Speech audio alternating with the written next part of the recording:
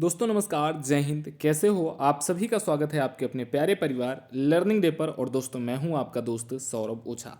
दोस्तों आज के इस वीडियो में हम आगे बढ़ेंगे, उसके पहले मैं आपको दो चीज़ें बताना चाहता हूं। पहली चीज़ कि आपका जो मैथ का एग्ज़ाम है उसके बारे में हम बात करने वाले हैं कि मैथ के एग्ज़ाम में क्या क्या चीज़ें आपको ध्यान रखनी है। और दूसरी चीज़, अभी तक लर्निंग डे के साथ आपकी जर्नी कैसी रही है, इस पर हम लास्ट में 1 मिनट डिस्कशन करेंगे। तो जो भी साथी पहली बार यूट्यूब चैनल पर लर्निंग डे के साथ जुड़ रहे हैं उन सभी साथियों को रिक्वेस्ट है कि आप इस चैनल को सब्सक्राइब, दोस्तों को शेयर, वीडियो को लाइक ज़रूर करेंगे। और आज के इस वीडियो में जिस टॉपिक पर हम बात करने वाले हैं कि मैथ के पेपर में आपको क्या क्या चीज़ें ध्यान रखनी है, कौन सी ऐसी इंपॉर्टेंट चीज़ है जो आपको बिल्कुल भी मिस नहीं करना है, आज के इस वीडियो में हम आपसे डिस्कस करने वाले हैं।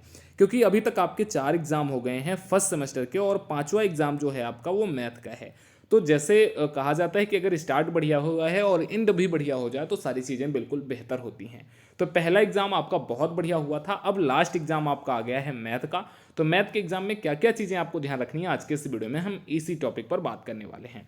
तो आप हमारे साथ जुड़ सकते हैं टेलीग्राम, इंस्टाग्राम, व्हाट्सएप ग्रुप पर। नीचे डिस्क्रिप्शन में आपको लिंक मिल जाएगी। बहुत सारी वीडियो हमने आपको बीच बीच में प्रोवाइड करवाई हैं, उन सभी वीडियो की पीडीएफ आपको मिल जाएगी मैथ की।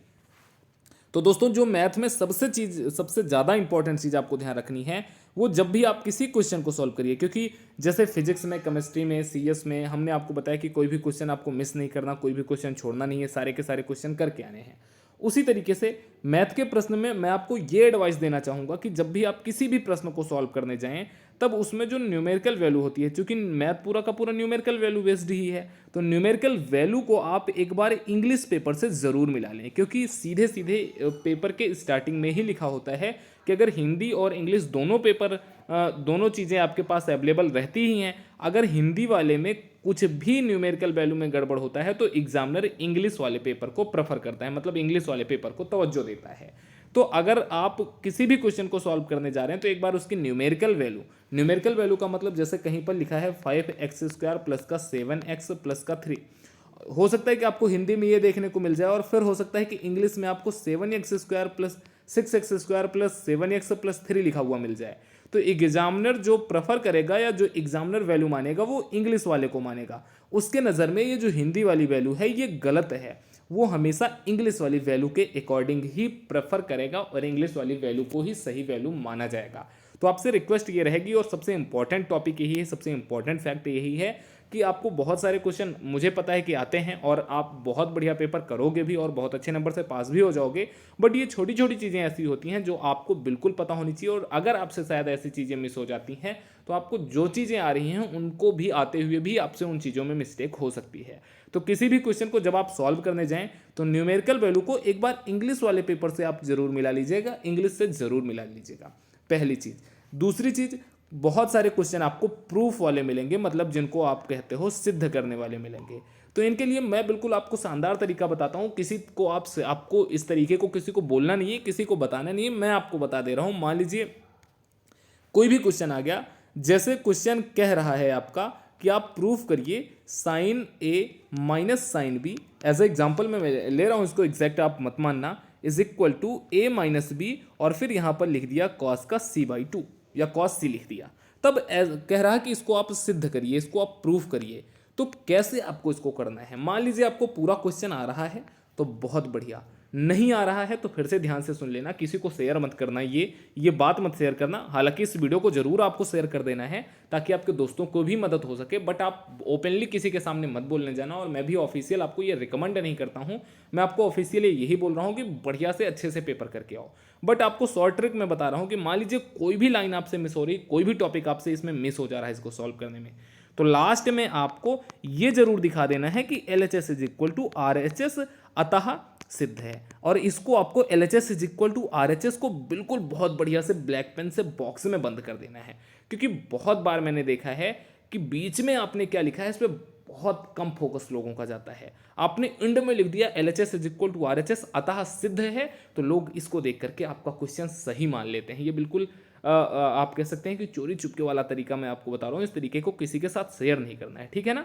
तो दो चीज़ें मैंने आपको बताई, और तीसरी चीज़ मैं आपको ये बोल रहा हूँ कि एग्ज़ाम के पहले आप जितने भी आपके यहाँ फार्मूला हैं उन सभी फार्मूला को आप एक बार रिवाइज करके ज़रूर जाना।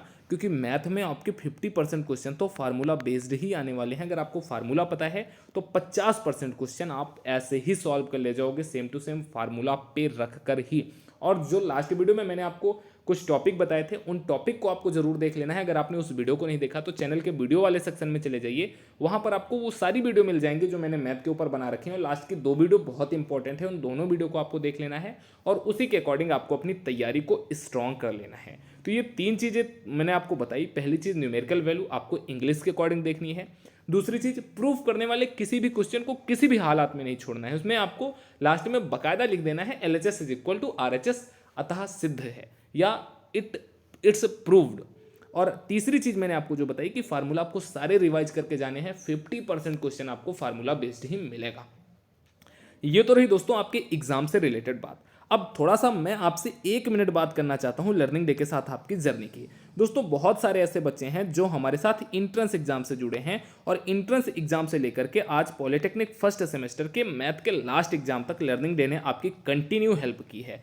लर्निंग डे जब जहां जिस तरीके से आपकी मदद करने के लिए सक्षम रहा है, वैसे हमने आपकी हेल्प की है और उम्मीद है आगे भी हम आपकी हर संभव मदद करने का प्रयास करेंगे। बट हमारे साथ भी बाउंडेशन ये होती है कि हम इंट्रेंस एग्जाम से फर्स्ट सेमेस्टर तक ही बच्चों के साथ पूरी तरीके से कंटिन्यू रह पाते हैं। सेकंड सेमेस्टर के बच्चों को हम सिर्फ एग्जाम के टाइम पे इंपॉर्टेंट क्वेश्चन अवेलेबल करवा पाते हैं। इसके अलावा हम और उसमें कुछ नहीं कर पाते, क्योंकि उस टाइम पे हमारी पूरी की पूरी टीम इंट्रेंस एग्जाम में बिजी होती है और इंट्रेंस एग्जाम के पूरे प्रोसीजर में हम बिजी होते हैं। तो आपसे उम्मीद यही रहेगी कि अभी तक की हमारी आपकी जर्नी बहुत अच्छी रही है। आगे भी आपको अपडेट हम देते रहेंगे वीडियो के माध्यम से कि आपका रिजल्ट कब तक आएगा, रिजल्ट के पहले आपको क्या क्या करना है, बाकी अदर सारी रिलेटेड चीज़ें आपको मिलती रहेंगी। सेकंड सेमेस्टर का आपका इंपॉर्टेंट क्वेश्चन मिलता रहेगा। बाकी दोस्तों उम्मीद है आप हमारे साथ जब से भी जुड़े हैं बहुत अच्छा आपने फील किया होगा और मैं तो आपके साथ आपको अपना परिवार समझ करके ऑलरेडी मैं भी बहुत अच्छा फील कर रहा हूं। तो दोस्तों ये वीडियो कैसी लगी कमेंट सेक्शन में सभी साथी जरूर बताएंगे। इस वीडियो को लाइक करना मत भूलना और एक बार कमेंट सेक्शन में सभी प्यारे साथी अपना अपना नाम और आप कहां से बिलोंग करते हो, आप किस जिले से हो, ये जरूर लिख देना ताकि हम और आप बहुत अच्छे तरीके से एक स्ट्रांग फीलिंग के साथ जुड़ सकें। नमस्कार, टेक केयर, थैंक यू। अच्छा, आप अगर मेरे साथ इंस्टाग्राम पर जुड़ना चाहते हैं तो ये इंस्टाग्राम का मेरी आईडी है, इसकी लिंक आपको नीचे डिस्क्रिप्शन में मिल जाएगी, वहां पर आप जुड़ जाना मेरे से, कोई दिक्कत नहीं है। मैं आपके भाई की तरह हूं, मैं आपसे कंटिन्यू डिस्कशन कर सकता हूं और लर्निंग डे की ये ऑफिशियल इंस्टाग्राम आईडी है, आप यहां भी जुड़ सकते हैं। नमस्कार, टेक केयर, थैंक यू, जय हिंद।